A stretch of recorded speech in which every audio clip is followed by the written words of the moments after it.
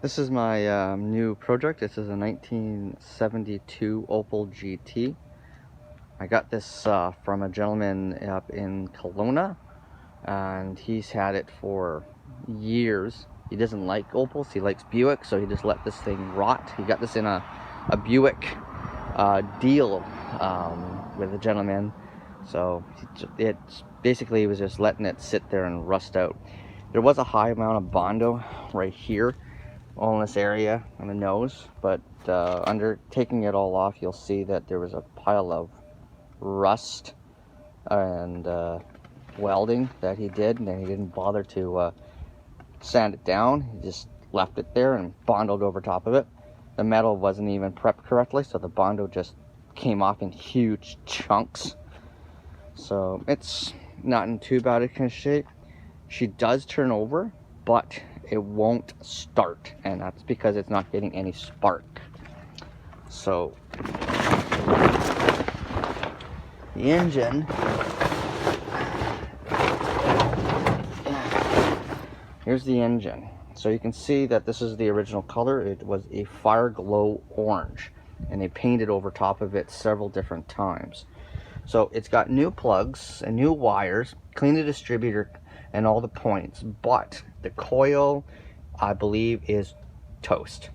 I haven't done electric onto it, but if you take it off and you look inside, I'm not too sure if you guys can see it very well, it's all rusted in there. So I'm pretty sure that's the reason why. Originally when I got it, it didn't turn over, so I put 3 squirts of oil in each one of these little cylinders here and turned it over. She started right up and turned, and sounds really strong. So that's quite nice. So this is the original color, this fire glow orange, and it also has a black interior stock. It's got the Weber 2-barrel carburetor. It's quite nice. It sounds really peppy when you want to turn it over. And this area down here is not rusted out like a lot of them are. It's actually really solid. It was just a little wet. So I just took a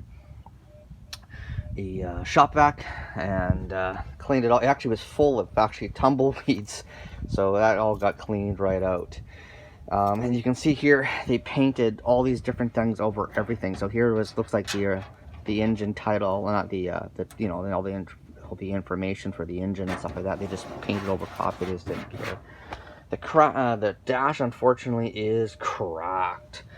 You know, it's unfortunate, but it is repairable, which is awesome. So the interior in the car is pretty solid. You know, there's Bondo, of course, on top of it. You can't get away from Bondo. It is 1972, for goodness sakes. But you can see the original color is still there. It's pretty good. So this is the same thing they did again.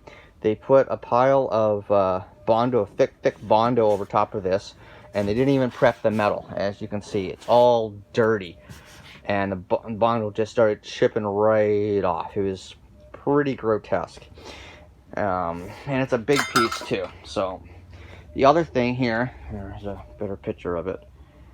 The other thing here is that I'm also missing the rear bumpers and a couple of tail lights. I have the other orange one for this side, I just don't have it on this car. And the other main part is this dent right there. You know, it squeezed everything and pushed everything in. So I'm gonna have to go in there with a dent puller and pull that dent right out. So that's kind of sucks. So the original interior for this car is black. It's unfortunately ripped and torn, but as you can see, there you are. And it's really dry. It's dry fabric because it's been sitting in the sun for about, I don't know, I'd say since 1993. So, but it's still, I'm gonna get a light here for you. It's still not too bad. Actually, the passenger seat is torn right there, and of course everywhere else. Now, I'm not too sure what this little button here is, but I'm sure it's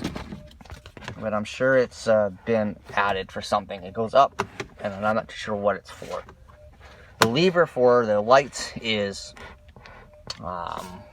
stuck. I've been spraying it with some WD-40 and some penetrating fluid to see if I can get it loose. Now, it's only got about 76,000 miles on it.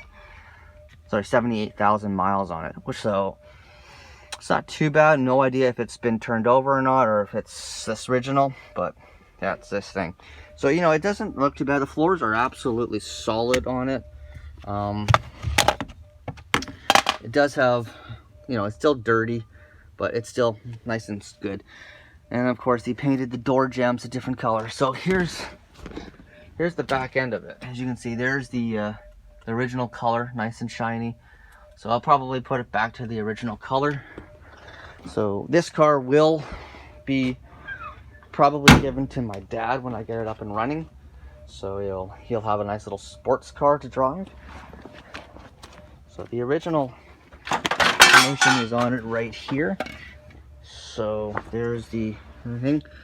So there's your Fireglow orange, 529, and there's your black interior. So it's not a bad little car, made in West Germany. You don't see a lot of Opels these days. It seems, like I said, in pretty good condition besides the thick Bondo.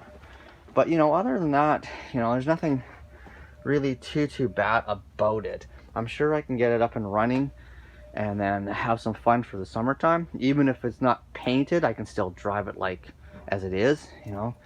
And great thing about these old cars is that they're single stage paint, so it's easy enough to get going. And I can see a little bit of high right here that I gotta take off, but yeah, there's the original hubcaps and another radio.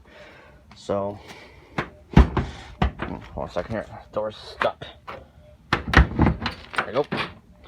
And then of course there's the passenger seat. As you can see, it's duct taped beyond belief, but you know, other than that, it's not a bad car. So thought I'd like to share, tell me what you think of it, if you're, and hopefully this car will be up and going for summertime and give me a blast. Thanks. Bye.